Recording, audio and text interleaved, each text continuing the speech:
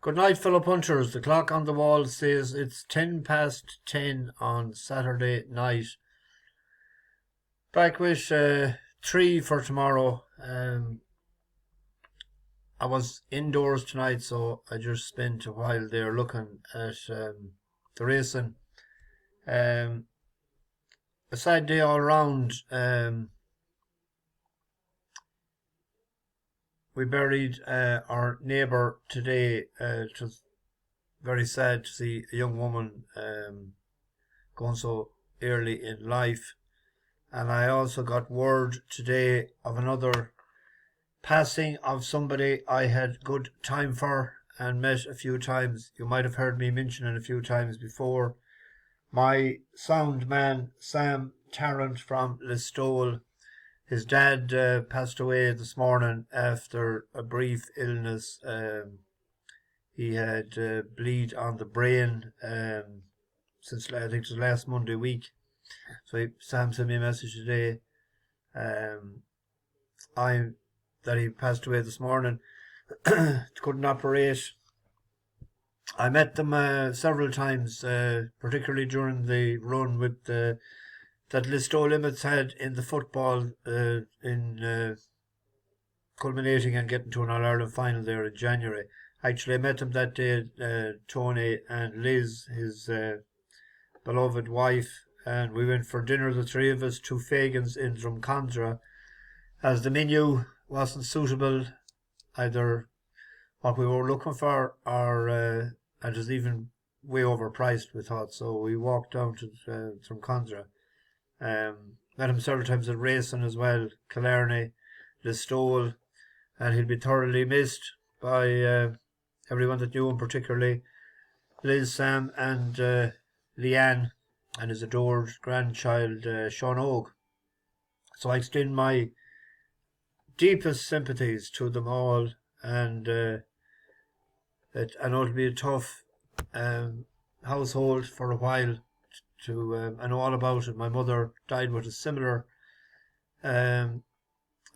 complaint with a brain hemorrhage when she was 70, a lot of years ago now, and we were a week in Beaumont Hospital before we turned off the machine. So, as I said to Sam the other day, I pretty much knew what they were going through.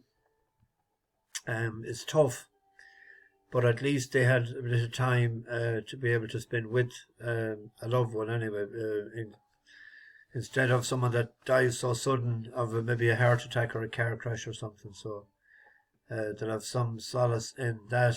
So the very best of luck and to them all as they cope with the love of a lost one. We had, I won't rattle on too much tonight. Good victories for Roscommon today. Mayo was in hard luck, got knocked out on penalties. Galway had a good win. And two good hurling matches as well. Cork and Clare gone through to the All-Ireland semi-finals. We had four runners today, with two winners. Good gamble on Harbour Wind. That was the horse that we tipped up for Longchamp last year, mile 6. So he needed every year. Well, he needs mile 6, 2 miles, but just rallied back to get up on the line today. So that's another one we have just won by. That was a head, I think, maybe, or a short head, and a good SP for Moonflight. The other one I was in the sprint. I was between the two of them, and the quicker time actually the last time was Tarfor. But I thought the other one might have more to offer as a 3-year-old, but not to be. When I'm here, I might as well give you a couple for tomorrow. The 2-mile race at Ffos Las. I like the look of Shagpyle, even though it was 4 and 8 in front of it. But the 8 was in a group race the last time. In York, mile 6.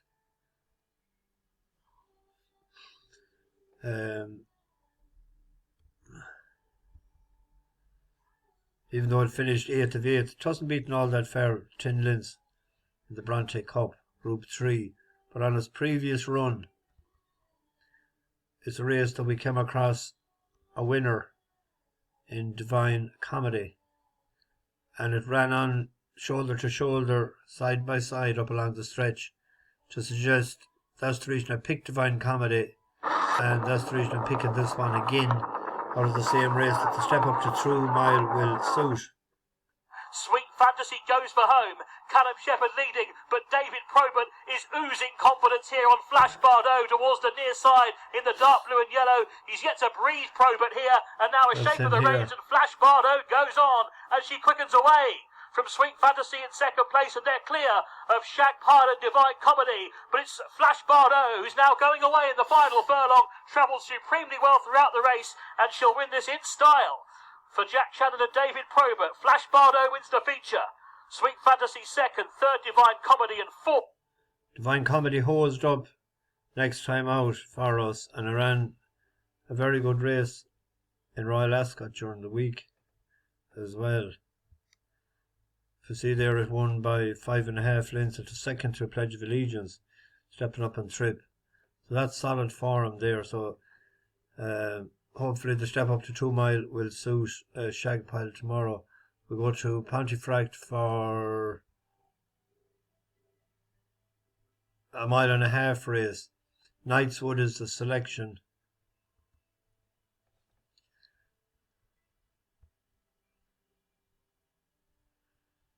Consistent enough lately. It's a big galloping horse. The uphill finish, I think, will suit. It ran in a class 2 the last day in Haydock.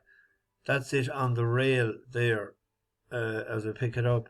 Lion, and last of all is Mela Calrea. So Davina Grace trying to wind things up here, coming inside the 3. Struth is chased along. Mountain Road is still there. Wise Eagle to the outside. Widest of all is Iron Lion, and then Knightswood looking for a way through. So too is Max Mayhem. Davina Grace hard driven and headed by Struth. Coming into it, Wise Eagle. Iron Lion to the outside is looking a potent threat as they head to the last furlong. Iron Lion sweeps through to take over from Struth. Coming home well on the outside is Max Mayhem, but it's Iron Lion heading inside the last half furlong here with a 2-length lead to Struth. Knightswood is in the clear. Iron Lion, though, is away, and Iron Lion has won it. So Knightswood in second. Ran on fairly well. He probably would have won that race if he had got out in time. Smaller field is probably maybe a bit of a problem. Down in class 2, class 3. Went up £3 for that. So that probably would be the strongest selection tomorrow. And then if anyone wants to hit maybe a Trixie, there is a sprint at 5 o'clock. Of course, and distance winner is a 3-year-old by Advertise. Them Advertise are hitting for him. That was I Own the Ball was by Advertise as well the other night. They're proving better as 3-year-olds than 2-year-olds, just like he was too. This was in Pontefract last year. It bounced out and it was up at the pace and it won pretty well. That's it on the outside here as we pick it up on the turn for home. King of Tonga now being asked to close the grey. Then Millbank to Cat and Lady, Braveheart Boy, Havana Rum and American Star there. In line for home, ascending now for the last furlong and a half. Travis has moved through to the lead here. Whiteface Rambuso Creek is challenging. King of Tonga threading the eye of the needle, the grey, as they come inside the furlong. Travis, King of Tonga, Rambuso Creek, Cat and Lady, and the noseband over the top is staying on powerfully. But it's Travis in front as they race close home. 3 on the night for Ross Orion. Travis over Cat and Lady. Close for third between Havana Rum and... So that's that one. And we check the prices. It was a 3-to-1 shot earlier. 11-to-4, 5-to-2. So that's about it.